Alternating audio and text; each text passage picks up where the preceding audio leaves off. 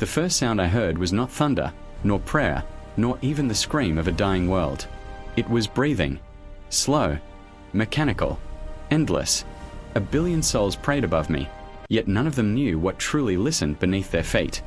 I awoke not as a man, nor as a god, but as memory given weight, consciousness dragged back into form by a universe rotting under its own faith. I was Odin once, All-Father, Wanderer, hanged god of wisdom and war. But here I was something older than myth and younger than extinction. The Imperium of Man had buried me beneath its greatest lie.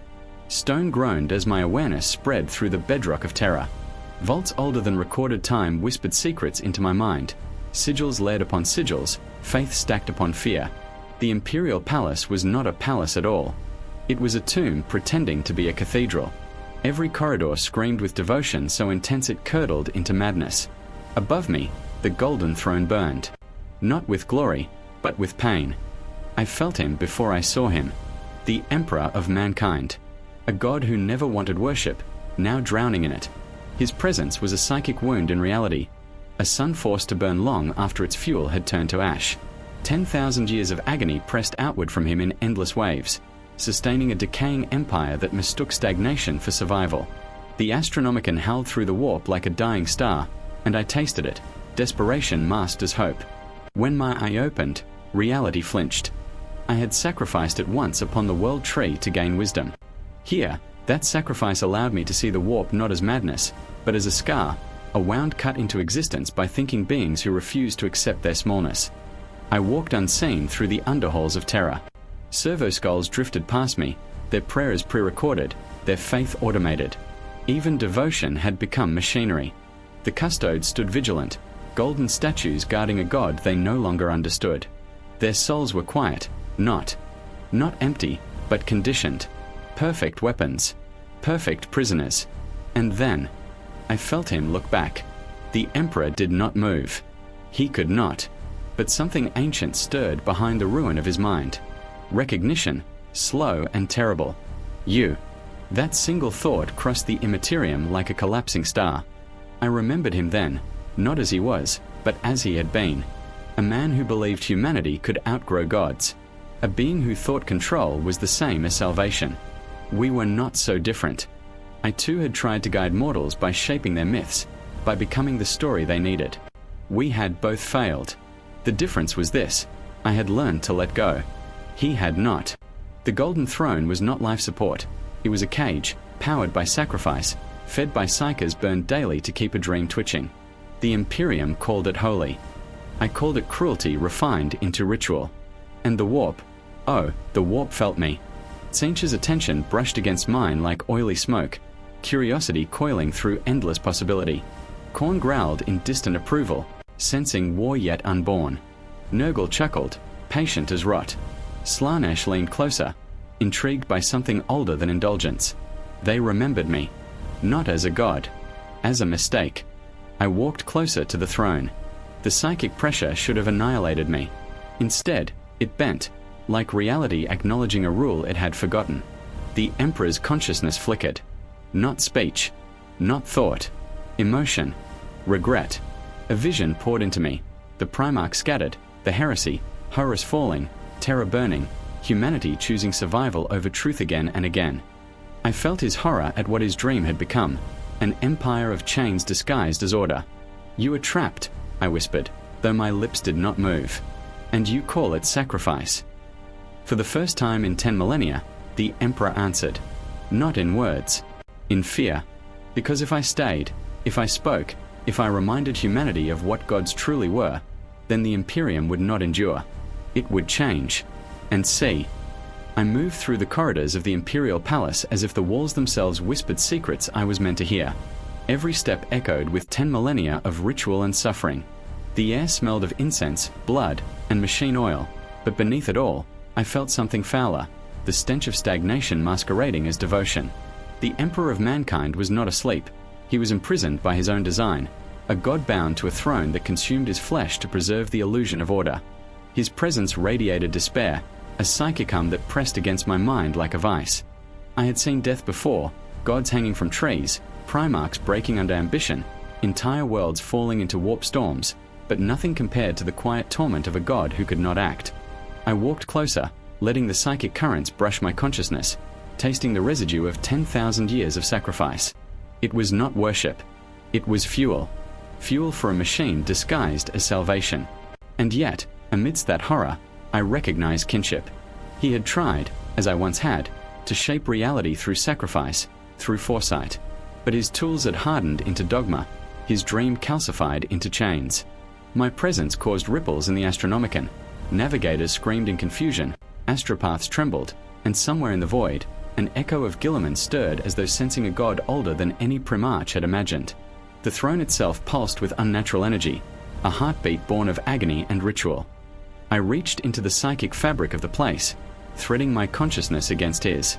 Not to dominate, not to harm, but to remind. I whispered memories into his mind, the rise of the Primarchs, the betrayal of Horus, the endless crusades, the burning of worlds. Each vision was a hammer on steel, each memory a knife twisting. And I saw his regret, raw and unfiltered, the knowledge that humanity's salvation had been delayed by suffering and lies. He sensed me then. Not with sight, he could not see, but with awareness. A recognition that ran deeper than the psychic defenses, past the Custodes, past the servo-skulls, past the labyrinthine wards. It was fear, the kind born of understanding the weight of a truth too large for mortal minds, even for a god pretending to be man. I remember you. That was the message carried across the immaterium. I did not answer. I merely allowed his awareness to linger, pressing against it, testing it, shaping it. Chaos watched. They always do. Tzeentch's eyes, burning with cunning curiosity, traced my path. Khorne snarled in the distance, smelling war that had not yet been shed. Nurgle chuckled softly, patient as rot itself. Slaanesh leaned closer, drawn to the subtle fracture in a god's mind. They remembered me, or at least the idea of me, a being older than any of their games, a wild card in a universe that had forgotten how to bleed in the right rhythm. And I let them wait, just long enough for dread to seep into their twisted consciousness. Beyond the palace, in the void of space and the churning tides of the warp, humanity continued its endless grind, unaware of the truth stirring beneath their holy city. On Fenris, the space wolves stirred, restless. They sensed me first, not in body, but in spirit. Their gene souls screamed with recognition of a power ancient and relentless. Fenris had always remembered the old gods, long after humanity's memory had failed. And when they howled, the psychic echo carried across the galaxy like a tremor through steel and bone, reaching Primarchs and mortals alike. It was not a warning, but a reckoning, and yet, amidst this vast theater of doom, I felt an unexpected weight. The Imperium was not merely a machine of oppression and despair. It was fragile, yes, but alive in its suffering. I did not come to destroy it. I came to awaken it.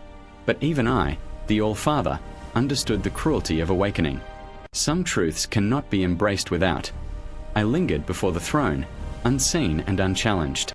The room trembled with psychic tension, a cathedral-sized heartbeat counting down millennia. Above me, the Emperor's mind flickered, thoughts bending around memories I forced into it, fear curling like smoke through his perception.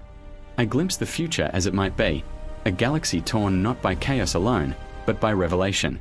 Primarchs would remember, citizens would scream, and somewhere, the warp would twist in or in terror at a god returned. And in that suspended moment, I understood the truth of power. It is not the wielding of it that defines a god, but the patience to endure the inevitable consequences. I could strike, I could awaken, I could shatter this stagnation with a single thought, but restraint, subtlety, and understanding were stronger weapons. For the moment, I remained a shadow beneath the throne, listening to the heartbeat of a dying empire, preparing for the time when I would step out of the darkness and the galaxy would finally remember the old gods. Fenris howled long before my presence became visible. The wind carried an ancient warning across ice-clad mountains, across jagged peaks blackened by centuries of war. I did not speak. I did not move. Yet the space wolves sensed me, not as a threat, not yet, but as a memory clawing through their souls. Their gene souls vibrated with recognition of something primal, something older than the Emperor, older than the Primarchs, older than humanity itself. The All-Father had returned, and the psychic echo of my awakening raced across the galaxy like fire over dry tundra. The first to feel it were the pack leaders, venerable wolf lords who had survived centuries of crusades and heresies. Their minds recoiled as images flickered, a one-eyed figure standing on the edge of the void, a hammer of storms in his grasp, the scent of blood and pine heavy in the air, visions of Fenris past and possible futures twisting together. Fenris had always remembered the old gods. Unlike the stagnated worship of terror, this world's memory was wild, untamed, and hungry. It remembered the All-Father as a force of judgment and guidance, as the god of war who demanded loyalty not out of fear but out of respect and awe. And now, that memory was stirring, calling the wolves to a destiny older than the Great Crusade. Ragnar Blackmane's gene soul flared in recognition. I could see it as if peering into a mirror across time. His blood roared with ancestral memory, the tales of Fenris before the Emperor, of savage gods walking among mortals, of loyalty forged in fire and frost. I did not speak. I let the visions come, letting their minds brush against the weight of a god's return. Images of me hanging upon Yggdrasil, spear-piercing flesh, Odin's sacrifice echoing across dimensions, reached them, unbidden and unstoppable. The wolves trembled, not with fear, but with an impossible combination of awe and dread. I reached further, threading psychic tendrils across the warp, touching Gilliman's mind as he slept on Macragge. Not fully awake, not fully aware, yet stirred by the echo of an entity older than his conception of order. The Primarch had fought wars he did not understand, commanded legions he did not trust, and now his mind was brushed by something primal and terrifying, a god who had lived before the Codex and the Crusades, before the heresy and the fall of Horus. Gilliman's visions were of destruction, of worlds frozen under the All-Father's gaze, and yet of hope, the possibility that humanity could be more than its endless wars, more than its rituals of sacrifice. Chaos sensed it immediately. The warp shivered. Its schemes twisted and writhed as if a predator had entered their labyrinth of possibilities. Khorne's thirst for blood flared, sensing that the coming storms would bring carnage greater than even he desired. Nurgle's patience was tested as disease and decay flitted at the edge of consciousness, and Slanesh's curiosity rose, smelling subtle ecstasy in the anticipation of divine upheaval. They all remembered me, feared me, or at least recognized me, and they could not intervene yet. Not while the wolves still howled and Gilliman slept. The psychic scream of Fenris spread, reaching the star systems closest to Terra. Wolves across the galaxy experienced a chill, an unnameable pull to the memory of a god they had only heard of in legends whispered by their ancestors. I watched, unseen, as they howled at the sky, seeing me reflected in their eyes not as a monster, but as an arbiter of destiny. The pack leaders debated silently with themselves. Was this punishment? Was it guidance? Was it war? Each howl, each flare of psychic resonance, stitched a tapestry that tied Fenris' future to my awakening, weaving fate, fear, and faith together. I reached further, threading psychic tendrils across the warp, touching Gilliman's mind as he slept on Macragge. Not fully awake, not fully aware, yet stirred by the echo of an entity older than his conception of order. The Primarch had fought wars he did not understand, commanded legions he did not trust, and now his mind was brushed by something primal and terrifying, a god who had lived before the Codex and the Crusades, before the heresy and the fall of Horus. Gilliman's visions were of destruction, of worlds frozen under the All-Father's gaze, and yet of hope, the possibility that humanity could be more than its endless wars, more than its rituals of sacrifice. Chaos sensed it immediately. The warp shivered. Its schemes twisted and writhed as if a predator had entered their labyrinth of possibilities. Khorne's thirst for blood flared, sensing that the coming storms would bring carnage greater than even he desired. Nurgle's patience was tested as disease and decay flitted at the edge of consciousness, and Slanesh's curiosity rose, smelling subtle ecstasy in the anticipation of divine upheaval. They all remembered me, feared me, or at least recognized me, and they could not intervene yet. Not while the wolves still howled and Gilliman slept. The psychic scream of Fenris spread, reaching the star systems closest to Terra. Wolves across the galaxy experienced a chill, an unnameable pull to the memory of a god they had only heard of in legends whispered by their ancestors. I watched, unseen, as they howled at the sky, seeing me reflected in their eyes not as a monster, but as an arbiter of destiny. The pack leaders debated silently with themselves. Was this punishment? Was it guidance? Was it war? Each howl, each flare of psychic resonance, stitched a tapestry that tied Fenris' future to my awakening, weaving fate, fear, and faith together. And then the moment came. I revealed a fraction of myself. Not fully, not yet, but enough to make their blood burn. Wolves fell to their knees, not out of fear, but reverence. I let them taste the memory of my sacrifice, the one-eyed wanderer who had hung upon the world tree and stared death in the face. Their inner monologues were raw, unfiltered, awe, terror, doubt, exhilaration. And I smiled, as much as a god can. The All-Father had returned, not to conquer, but to remind. Somewhere, Gilliman began to stir. Across the galaxy, the warp whispered my presence into the ears of loyalists and heretics alike. Chaos recoiled, Fenris rejoiced, the wolves' gene souls burned, and the Imperium, still chained to its rituals, remained oblivious to the storm about to break upon it. And in that silence, I understood. The galaxy did not know what it feared. It had only forgotten that gods could remember it. The All-Father was awake. The wolves remembered. And the Emperor. He would soon be forced to face the reckoning. The Golden Throne groaned beneath a weight it had not borne in 10,000 years. I watched from the shadows as the Emperor of Mankind struggled to anchor himself to a body that had become prison and crucible all at once. His psychic presence radiated agony, not just personal, but cosmic, a force attempting to hold back the galaxy's collapse through sheer will. I could feel every soul burned into the throne's machinery, their prayers twisted into fuel for his endurance, and I understood then that the Imperium had mistaken suffering for strength. The Emperor had endured countless betrayals, yet his greatest torment was not Horus, not chaos, not even the traitor Primarchs. It was this, the slow, grinding realization that his empire was rotting from within while he remained bound, powerless to steer it toward the salvation he had promised. I stepped closer, not physically, but psychically, threading my presence into his mind like a cold current through water. He sensed me, the awareness brushing against him like a memory he had long forgotten. Fear flickered in his consciousness, an emotion foreign yet ancient. He had faced gods before, faced chaos, faced the annihilation of entire worlds, but this was different. This was a force older, stranger, and uncontrollable. I whispered fragments of the truths he had denied, the stagnation of his empire, the hypocrisy of dogma, the illusions that had bound humanity in chains disguised as faith. And he trembled. The warp reacted violently. Tzeentch's schemes twisted, coils of sorcery tangling with my presence as though I had disrupted the very calculus of possibility. Khorne's rage simmered, sensing war yet unborn, blood yet unspilled. Nurgle's patience cracked at the edges, as the decay of imperfection pressed too close to his dominion. Slaanesh shivered with anticipation, tasting ecstasy in the coming psychic storm. They remembered me, feared me, or at least understood that I was not a being to manipulate, not a god to bargai. Within his mind, the psychic link was a storm of memories and regrets. I showed him the Primarchs as they could have been, whole, united, free from the chains of rebellion and war. I showed him Fenris howling, the Space Wolves' gene souls ablaze with recognition of me, their faith and loyalty untainted by stagnation. I let him glimpse the potential of humanity untethered from blind ritual, of a galaxy that might have been if truth, not dogma, had guided them. And for a moment, the Emperor wept, not physically, but in the psychic echo that reverberated through the throne and into the warp. And yet, he did not act. Bound to the throne, he could not. His body was a prison, his mind a battlefield where hope clashed with duty, where guilt burned brighter than any star. I felt it, every heartbeat, every flicker of psychic resistance.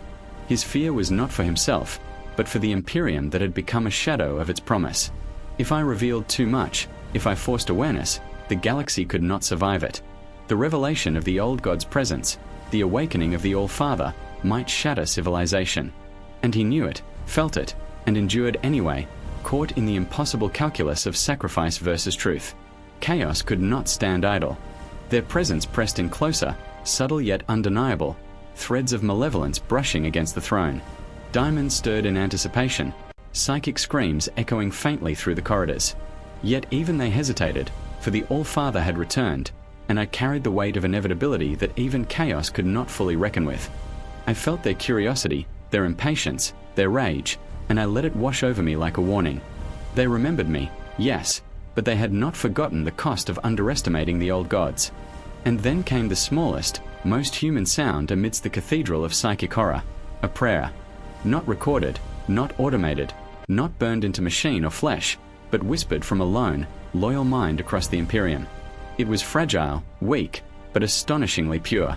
It reminded me that even in decay, even in stagnation, humanity still harbored sparks of potential. Perhaps they were not beyond salvation. Perhaps even the Emperor, trapped and crucified, might yet glimpse the possibility of something greater. I lingered in the shadows, unseen yet overwhelmingly present. I allowed the Emperor to feel my patience, to sense my awareness, to understand the weight of consequences that would follow awakening. I did not strike. I did not act. Not yet. For to act too soon would be to break the fragile balance between revelation and ruin. And the galaxy, for all its suffering, had not yet earned the reckoning it would eventually face. I withdrew into the depths beneath terror, letting the throne shudder beneath the psychic pressure of awareness. Chaos hissed, Fenris stirred, and the Emperor's mind flickered with the first glimpse of true fear and true understanding. I, the All-Father, waited, and the galaxy held its breath. Fenris roared, not with the wind, not with the mountains, but with the voices of 1,000 souls bound in ice and memory. I felt it before I saw it, the psychic resonance of the space wolves, stretching across jagged peaks, reverberating through the frozen oceans, shaking the very bedrock beneath their world. The All-Father had returned, and their gene souls cried out in recognition of an ancient power older than the Emperor, older than Terra, older than even the Codex Astartes. The wolves howled into the void, and the sound traveled faster than light, touching distant fleets, touching minds attuned to psychic threads. Somewhere, Gilliman stirred, sensing the disruption, sensing that the galaxy's balance was shifting in ways no calculation could anticipate. Ragnar Blackmanes stood at the edge of a cliff, frost clinging to his armor, teeth bared against wind and vision alike. He did not see me, not yet, but he felt me.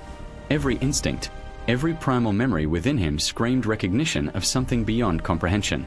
He saw shadows twisting through the warp, felt the brush of unseen power, and understood that Fenris itself had remembered what the Imperium had forgotten. Other wolf lords and their packs joined him, drawn by a pull they could neither name nor resist. The All-Father was here, and Fenris answered. Chaos flared like a storm in response. Tzeentch's eyes twisted in fascination, weaving possibilities into a psychic net that stretched across the galaxy. Khorne's rage grew like a wildfire, sensing war and slaughter that had not yet been committed. Nurgle's patience cracked, as rot and plague vibrated in anticipation. Slanesh shimmered, eager for the ecstasy of fear and chaos that would inevitably follow. Yet even they hesitated, sensing that the entity pulling these threads was no simple god of myth, no pawn to manipulate. They remembered me. They feared me. They understood the cost of underestimating the old ways. And then the All-Father revealed himself, not fully, not physically, but as a psychic presence, a wave of ancient authority brushing across Fenris. The space wolves fell to their knees, eyes blazing with recognition, hearts pounding with awe and terror. They did not scream. They did not question. They remembered. They remembered the old gods who had once walked among mortals, the power of sacrifice, the weight of judgment. Their gene souls burned with the memory of a covenant older than the Emperor, older than any Primarch, and in that psychic fire, Fenris began to shift. The mountains themselves seemed to tremble, glacier cracking as if reacting to the return of their long-forgotten patron. Ragnar's inner monologue was a storm in itself, a mixture of reverence and fear. He is here. He is the one spoken of in whispers, the shadow of ancestors. We are small. We are wolves. And yet, we are called. Each thought echoed across his mind, threading through the psychic tapestry that I had begun to weave. The other wolf lords experienced it too. Visions of sacrifice, of war, of loyalty beyond obedience, of futures unbound by dogma. They saw me hanging from Yggdrasil, spear-piercing flesh. I opened to the truths of existence. They saw Fenris as it could be, alive, untamed, and in harmony with forces the Imperium had long denied. Above the mountains, the sky tore open in streaks of psychic energy. Chaos diamonds hissed and shrieked, probing, testing, circling like predators sensing prey. Yet even they hesitated. I let their fear grow, letting the anticipation of a storm untold spread through their consciousness. They knew that the space wolves were awakening to a power even older than their hatred, even older than the Emperor's designs. And I waited, unseen yet overwhelming, for the moment the wolves would fully embrace the memory I had awakened within them. Across the galaxy, small echoes reached the Emperor. The psychic screams of Fenris, of warriors remembering gods older than any he had commanded, rippled into the golden throne. I could sense his struggle, feel the tension twisting him, the desire to act, the inability to move, the crushing responsibility of the Imperium balanced against forces he had never truly understood. And in that tension, I recognized what it meant to be a god trapped in flesh, power without freedom, knowledge without movement, eternity without release. And yet, even amidst this chaos, hope lingered. The Space Wolves were not simply instruments of war, they were conduits of memory, carriers of truths long buried. As they howled, as their gene souls flared with recognition, the galaxy trembled not just in fear, but in possibility. A reckoning was coming, one that would touch every world, every mind, every empire forged in the name of survival. The All-Father had returned. Fenris remembered. And the Imperium, whether it knew it or not, was about to awaken to a truth that would shake it to its foundations. The void trembled. Terror itself shuddered beneath the psychic weight of forces it had neither known nor anticipated. I stepped fully into the light of perception, no longer hidden, no longer a whisper across time. The All-Father had returned. My presence rippled through the galaxy with the subtlety of a hammer striking steel. The Emperor of Mankind, bound to the Golden Throne, felt it as a cold brush against the edges of consciousness, a force unbidden, uncontainable, older than any calculation, older than the Codex, older than even the promise of humanity's salvation. I could see the Emperor's mind bending under the pressure of revelation. For the first time in 10,000 years, he did not merely endure. He reacted. Fear, awe, despair, and recognition collided in his psychic perception. He glimpsed truths he had denied, possibilities he had rejected, and the fragility of his empire reflected back at him like a cracked mirror. I did not speak to him. Words were inadequate. I let visions flow directly into his consciousness. The Space Wolves howling upon Fenris, their gene souls ablaze with recognition of me, the Primarchs as they might have been, free from chains of rebellion, the galaxy itself, untethered from ritual and stagnation, trembling at the awakening of the old gods. Chaos erupted in response. Tzeentch's schemes twisted in impossible patterns, flaring like lightning across the immaterium, each possibility more horrific than the last. Khorne roared, thirsting for war that had not yet been shed, blood that had not yet spilled. Nurgle trembled, sensing entropy itself bending beneath my will. Slaanesh quivered in anticipation, craving the psychic ecstasy of mortal terror colliding with divine revelation. They came, probing, circling, eager to strike, and yet even they hesitated. I was no ordinary god, no pawn, no artifact of mortal faith. I was the All-Father returned, the echo of sacrifice older than their dominion, and my presence alone was a reckoning. Finally, the Emperor stirred fully, not as prisoner, not as corpse, not as legend, but as being forced to recognize the true scope of existence around him. He saw Fenris, the Space Wolves, the horrors and wonders of the galaxy, and the presence of a god older than any memory could record. And in that instant, he understood what I had always known. The Imperium was not doomed by chaos, by stagnation, or by mortals' failings. It was doomed by ignorance, by the blindness to truths older than civilization itself. I withdrew slightly, allowing the storm to ebb, allowing the Emperor to breathe the first free breath of awareness in millennia. Chaos receded, Fenris exhaled, and the galaxy held, momentarily, in perfect tension. The All-Father had returned, not as conqueror, not as savior, but as witness, as reminder, as reckoning. And in that presence, even the Emperor of Mankind knew that nothing would ever be the same. The All-Father had ascended. Fenris remembered. The Emperor understood.